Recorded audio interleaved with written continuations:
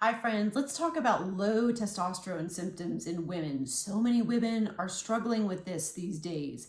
And the answer typically is to put them on hormone replacement or the testosterone pellets, testosterone creams a lot of times.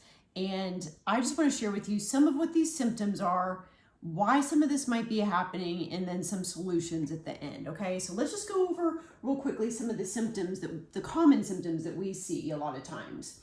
We'll see dry skin, thin skin. You know, if you think about men, for instance, have a little thicker skin texture. They have much more testosterone than women do.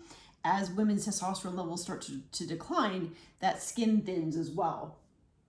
Loss of collagen, so loss of elasticity a lot of times will ensue. And then acne, believe it or not. I know a lot of times there's a huge association with high testosterone and acne, but this just goes to show the importance of balanced hormones, right? Because if we've got too much or too little, it can really create a lot of issues all the way around with the body.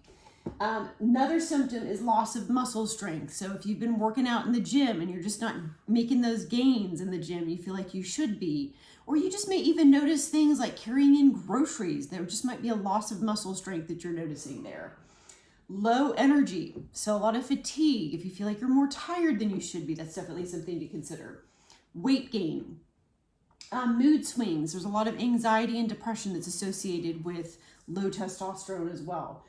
Reduced bone density. So if you've had a scan done and the bone density, your bone density is lower than it should be, that's definitely something to consider. And then memory issues, so difficulty concentrating, focusing, all that sort of thing. So these are some of the most common symptoms that we see, and you may or may not have had blood work done to see where your testosterone levels are.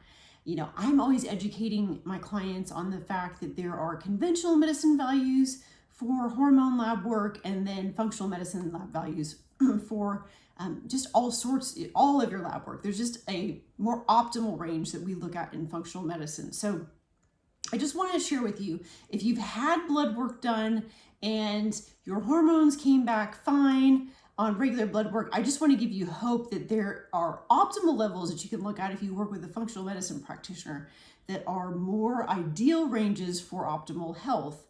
And we can help you unpack what that looks like and then give you some strategies to support that as well. So let's kind of go into why some of this might be happening. I always explain to people that we are living in the most stressful time in history. We have more chemicals, toxins, exposure that we're dealing with. We have more emotional stress that we're dealing with. There can be physical stress. All of these stressors really contribute to a lot of dysfunction that's happening for people these days. So I always say the proverbial bucket starts to overflow. Your body has something called a priority principle. So it is taking whatever energy and resources and nutrition that you're giving it, and it's allocating it where it deems it most necessary.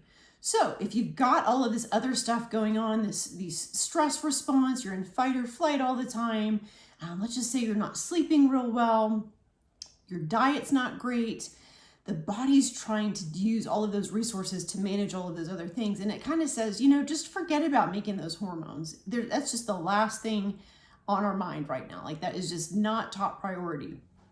And so that's where we see a lot of this happening earlier for people than it ever has been in history, where some of these levels are starting to decline, particularly for both men and women, but we're focusing on women today and a lot of the issues that they are having because of the low testosterone.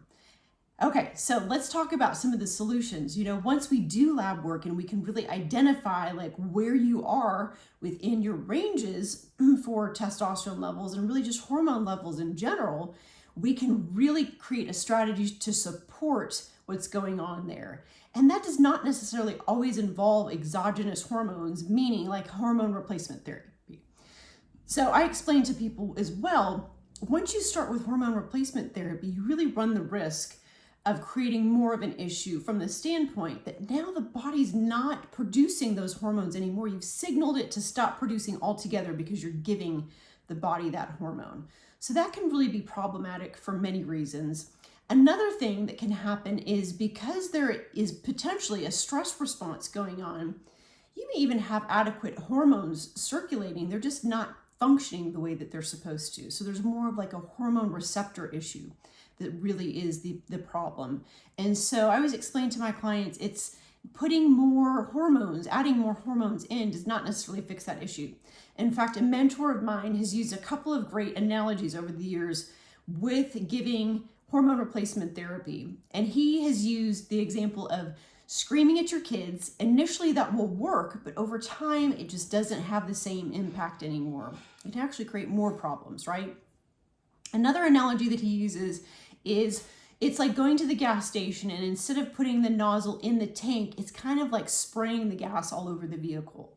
And of course, as you know, that could be a really huge problem as well. So I feel like those are great analogies that giving more hormones does not always necessarily fix the problem. And it's not really looking upstream as to why some of those hormone imbalances or that low testosterone could be there in the first place.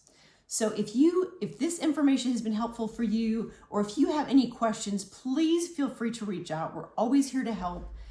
Got some really, really great information to be able to support low testosterone that doesn't necessarily involve giving hormones, but there's some really great strategies to get you starting to feel much better and have a lot of this symptom relief go away really, really quickly, while we're simultaneously addressing the root cause of why some of this stuff is going on in the first place. So hope that was some helpful information for you. If it was, please like and share this video, and certainly subscribe to our channel and check out all of the great information that we have to share with you. Health and happiness. Have a super fantastic day. Thanks so much.